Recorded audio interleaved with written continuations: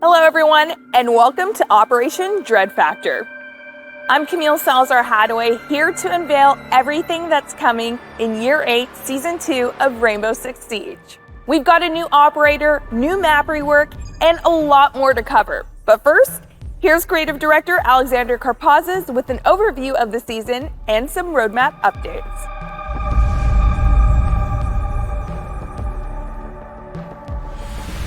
Welcome to Operation Dread Factor. This is introducing a new operator, Fenrir, hailing from Sweden, who's joining the Red Hammer squad.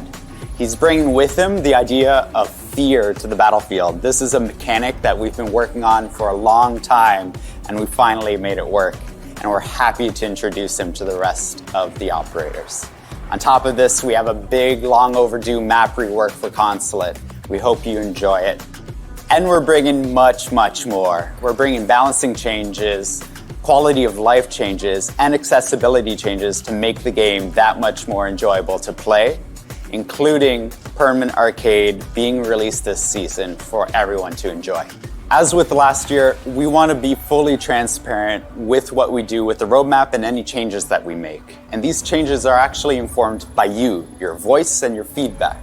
That means this season, we're delaying the Frost rework to Season 3 so that we can focus on the priorities that you mentioned to us when we announced this initial roadmap. That means Grim will be getting a buff this season, as well as the observation blocker being moved up to this season, Season 2 as well. For Frost, we want to make sure that you can play the Lab TS this season with those changes. There will be a dedicated spot on our 6 Fix where you can give us feedback for Frost. Fear is coming to Rainbow Six Siege, and I'm not talking about 20 seconds left on the clock, diffuser in hand, what do you do, fear. I'm talking about this. This is what it looks like when an attacker is caught in the radius of Fenrir's FNAT dread mines. Are you afraid yet? You should be. Fenrir brings a whole new way to undermine the attacker's advances, one that's unlike anything we've seen yet in Siege. Next, you'll hear from concept artist Sunshine Kim about the design and creative vision of this unique operator. And then Director of Gameplay Design Jeremy Carval and Game Designer Dominic Clement will elaborate on the features that make Fenrir someone to be feared.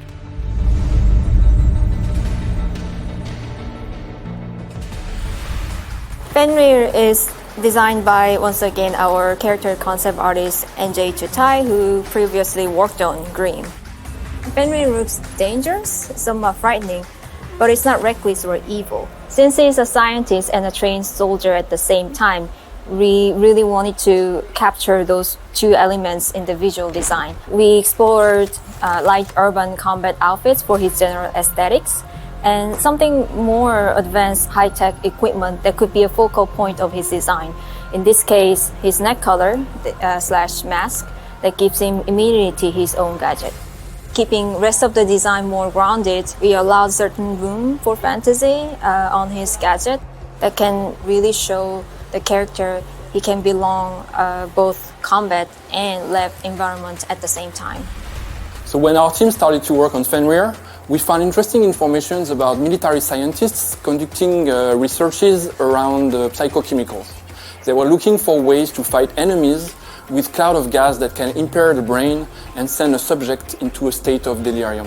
So Fenrir's device is a diffuser of psychochemicals. When it's activated, the metallic casing opens. When it detects the presence of hostile, a gas is sprayed.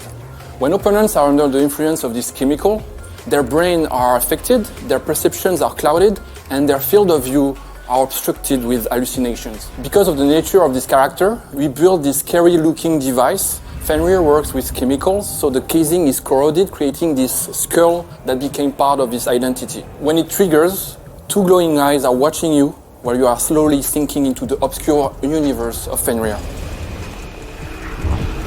So Fenrir joins Rainbow as the mastermind of the defense. He's a unique trap operator that can truly adapt and redirect his own utility to the ever-changing flow of a round. So Fenrir brings the FNAT mine. It's a throwable sticky gadget that can be deployed pretty much everywhere. Once it's deployed and it's activated, it can be triggered by an attacker that walks in its line of sight. Once it's triggered, the mine will release a toxin cloud. Everyone standing in it will be affected by the effect, which we call the fear effect. In short, the fear effect is essentially a curtain, an opaque bubble around you that limits your visibility range to a few meters. Past that, it's complete darkness. So when the round starts, Fenrir has all of his gadgets in his pocket. And when they're deployed, they're basically inert. They don't do anything and they're armored. So they can't be destroyed by bullets. They can only be destroyed by explosives. Aside from being there and looking mean, they really don't do anything. That is until Fenrir activates them with one of his 3 codes. He has 3 codes and 5 gadgets. So he has less codes than actual gadgets, so he needs to be mindful of which one he's going to activate and which one he will remain armored. Because once they're activated, they open up and they're no longer bulletproof. So they're very vulnerable to bullets, lasers, and obviously explosives. Once they're open up, they mean business, and it means that they can be triggered by attackers and affect them. So when you play as Fenrir, your goal is to survive as long as possible. So we made sure to give him a kit that will hopefully allow you to do so. If we look at the primary weapons, you have 2 options. The first one is the MP7, a classic, really powerful SMG, great for close, mid, and even long-range encounters. So the second option is the Paesaggio, which is a very strong, powerful shotgun that can deal a lot of damage in close range, perfect to pair with the gadget, which essentially limits the visibility of the attackers, so you can really get close and personal with this weapon and deal a lot of damage. Secondary weapon, we have the Bailiff. It's a great secondary weapon that creates a lot of destruction for a pistol. Whether you pick the SMG or the shotgun, you be sure to have a tool in your arsenal to reshape the map during the prep phase and set up your gadget the way you really want it. For secondary gadgets, we went for gadgets that will really synergize well with the operator's main ability. The first one is barbed wires. The FNAT will reduce the visibility, and the barbed wire will slow them down. His other option in terms of secondary gadget is the bulletproof cam. Again, a great synergy with the gadgets because you can use the bulletproof cam to keep watchful eye on your FNAT, and you can also use the bulletproof EMPs to disable any pesky attacker drone that might be coming in to destroy your gadgets. So Fenrir is a very flexible operator. It can be very useful for new players as much as for very experienced players. For new players, if you don't want to deal with having to manage and jungle with all the codes, you can just deploy your gadgets, activate them, and play them like a regular trap operator. If you want to be a bit more advanced and kind of trick the attack, you can really juggle with the codes, activate your gadgets when they need to be activated, deactivate them to protect them, do this dance of the mastermind kind of controlling where the gadgets are most effective and affect as many attackers as you can. Keeping up with the synergy between the operators and the gadgets, you have a lot of synergies with other operators. So like Melusi in Clash can combine their slowdown effect with the FNAT. They'll have their visibility reduced and also they'll be slowed down, so they might be stuck in this effect a bit longer thanks to that. Combining it with other operators like Thorn means that you can kind of catch these attackers in their moment of panic and hopefully deal them a lot of damage with these gadgets. Another group of operators that are very useful with Fenrir is the intel gathering operators like Valkyrie, like Pulse, like Solis. They're all very useful operators that can really collect as much intel as they can and share this intel with Fenrir, so Fenrir can be more aware of which one of his gadget needs to be activated in order to be the most effective. Operators that can be a bit more sneaky could potentially get a bit closer to the victims and give them a good scare, like, well, Gaelvira. So if you have a Fenrir on the other team, you have a couple options in terms of counter. The first one is the classic combo of IQ and Thatcher that can be brought to deal with these FNAT. So Finka is another very interesting counter. She won't completely remove the effect, but with her nano boost, she'll be able to kind of reduce the effectiveness of the fear effect, giving you more breathing room and more room to see around you and find hopefully cover to be safe. An interesting counter that you can bring is Mountain. Mountain can trigger them and provide cover for the rest of the team to come in and destroy the FNAT that have been triggered. Since he has the shield, The visibility reduction is not the end of the world. He's still protected. And finally, you have Twitch and Zero that can be brought to hunt down all the activated FNAT and zap them with their lasers. We can't wait to see the strategies and kind of big brain plays that will come up with Fenrir. He's really an operator that can play with collecting information and removing information from the attackers. So we can't wait to see players run around activating, deactivating their FNAT and scaring attackers throughout the next season. We've seen your excitement about the upcoming map rework for Consulate, and now we want to give you more details on the renovations and updated bomb sites.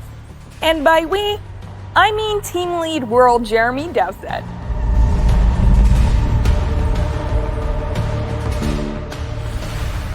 Consulate is one of our original maps. It's 8 years old. It was old technology. It needed to be brought up to a level that we expect from our maps. New destruction, new walls, everything's up to the new 2.0 standard. So we can actually iterate upon it and we can actually fix bugs and issues much, much easier. We've gone top floor all the way down and even out to the spawn points. This map is a very, what we'd call a heavy rework. It's a massive overhaul of everything from the ground up.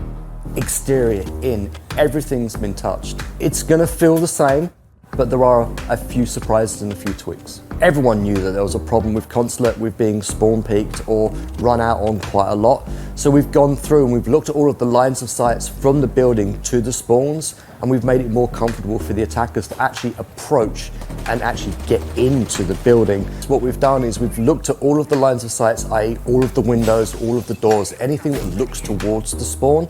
And in certain cases, we've actually either put a blocker on the window, say some scaffolding, or we've actually removed the window or blocked it permanently.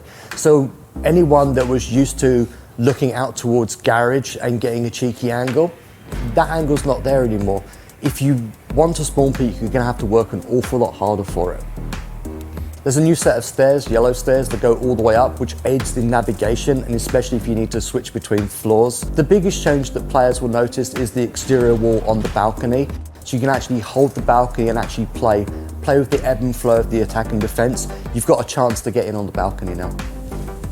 A lot of things have changed on the first floor. A lot of walls have moved.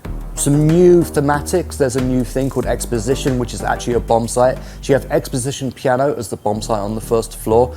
Entrance lobbies changed. Spiral stairs, you're still going to recognize it.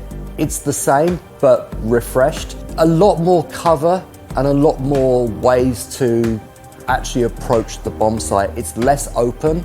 It plays much nicer than it did before. Everyone loves to hate garage. The smoke plant was everything. Every time you watch this map get played in Pro League, when it was in Pro League or in Ranked, you know what's going to go down.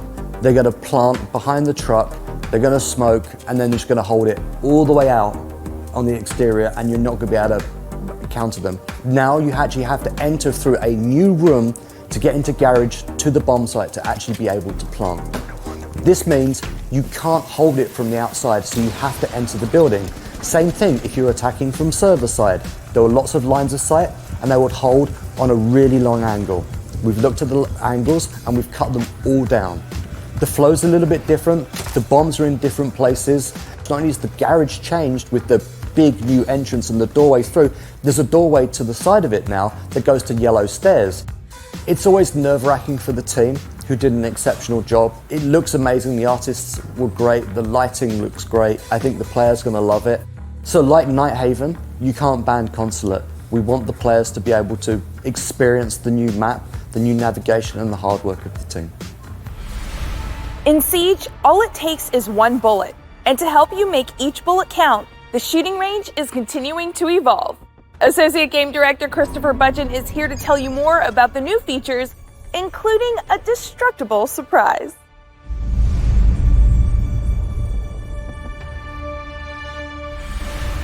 We've been very happy and pleased with the reception of the shooting range and our constant quality of life updates.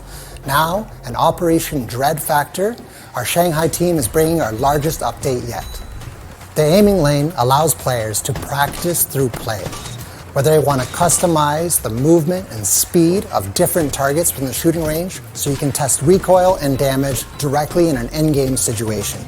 You can create customized setups if you want to adjust the speed, movement, or the distance options of different sets of targets. Now you can master your reticle management in a real-life situation, but without having to leave the shooting range.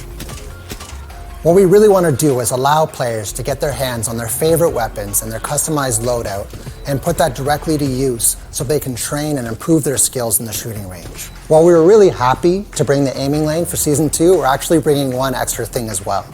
We're bringing a destructible wall into the damage lane. Destruction is really important in Siege, and so allowing players to test how much destruction a weapon will do versus the damage that it creates is a new variable that players can choose to determine their ultimate loadout. Practice creating rotations or making lines of sight, or even check what the damage fall off is when you're using your weapons through a soft wall. We're really happy to have destruction right there in the shooting range. From golden guns to headshots only, arcade game modes are a fun way to flex your Siege skills. And in Operation Dread Factor, we're introducing the Permanent Arcade playlist. For the full breakdown, let's go to game designer Robert Cole.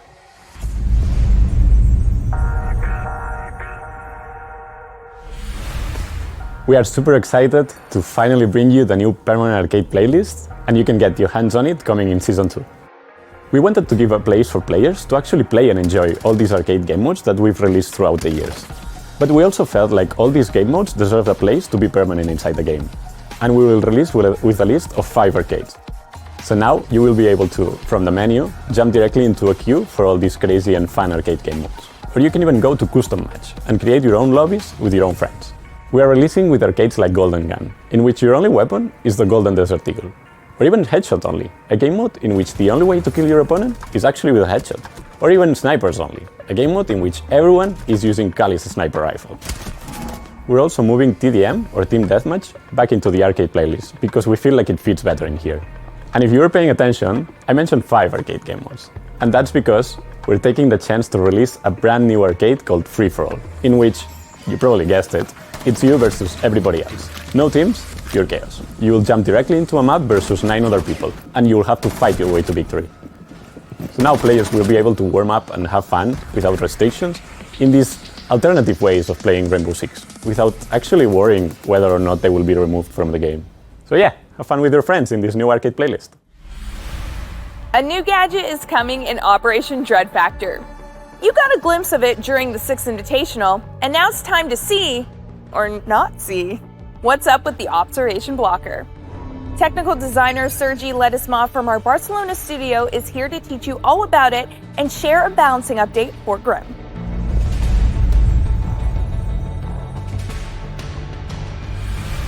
Intel gathering is one of the core pillars of the Siege experience. We want to reinforce this gameplay by giving defenders more tools to deny information to the attacking team. That's why this season we're releasing this new secondary gadget, the observation blocker. This gadget, once deployed on the ground, creates a digital barrier that blocks vision through attackers' observation tools, forcing them to drone more aggressively and giving more opportunities to defenders to destroy those drones. Defenders choosing this secondary gadget will start with 3 under pockets, so they will be able to cover large portions of the map. When it comes to synergies, the gadget can be used in combination with operators such as Akeid, Maestro or Melusi to hide valuable pieces of utility. For example, with Maestro, you're going to be able to hide your evil eyes behind an observation blocker and gather information and shoot with a camera without getting your gadget exposed to drones. It can also be used to defend strong positions. You could, for instance, place a deployable shield, a couple of ADSs on the wall, lay some traps, and hide the entire setup behind an observation blocker. Attackers won't know what threats are hidden behind this gadget, so they will have to either reach their drones, find a way to destroy the gadget, or pick themselves without enough information to win the gunfight. The gadget can be destroyed by bullets, explosions, or even be hacked by Brava, so defenders will have to find safe positions for it to be useful during the round. With the gadget in play, attackers will have to drone smarter and with more precision to gather the information they need to win the round. The addition of this new secondary gadget will create new gameplay interactions in the Intel gathering experience, and will also give the defenders more flexibility when it comes to assembling their team compositions. Grim hasn't received as much playtime as we would like. We think the main reason is how hard it is to apply the effect onto the defenders. We want to buff him, to make his gadget more reliable and impactful. And to do so, we will release 2 updates, the first one coming this season and the second one later during the year. From now on, the deployment sequence of his gadget will be much faster. So as soon as the projectile sticks to a surface, the piece will be released shortly after. We are also increasing his area of effect, so the piece will stick to more defenders. Additionally, we are doubling the duration of the piece, so the area will be denied for much longer. We're also improving his loadout. He's going to be receiving the bailiff as a secondary weapon and the hard breach edge as a secondary gadget. These new tools of destruction will help him create new lines of sight for his gadget to be useful. This set of changes will make him more reliable, effective, and versatile.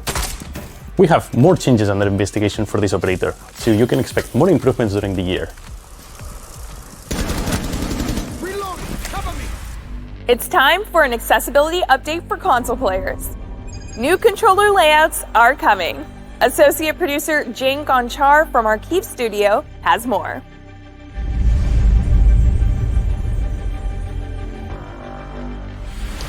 As you may know, we want to level up playing field for PC and console players, and new additional controller layouts are important stepping stones on the way to full controller customization.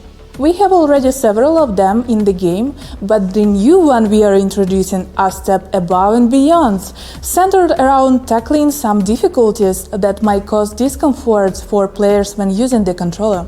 Players who felt that some actions were taking a toll of their hands might find this feature is a way to increase comfort.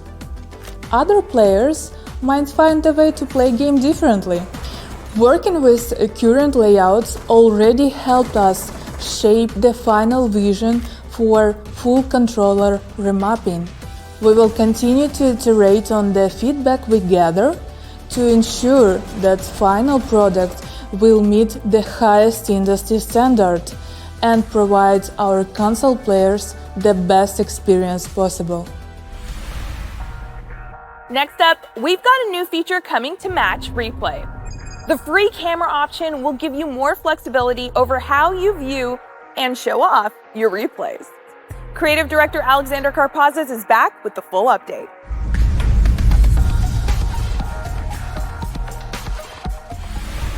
Free camera for Match Replay is coming to Siege, and this is a new perspective of spectating matches.